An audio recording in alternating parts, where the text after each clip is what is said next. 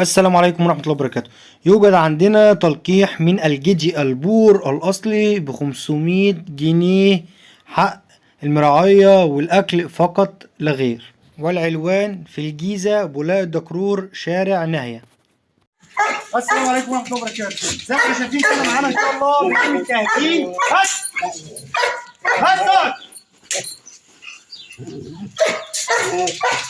هنعمل تهجين بين البور والشام.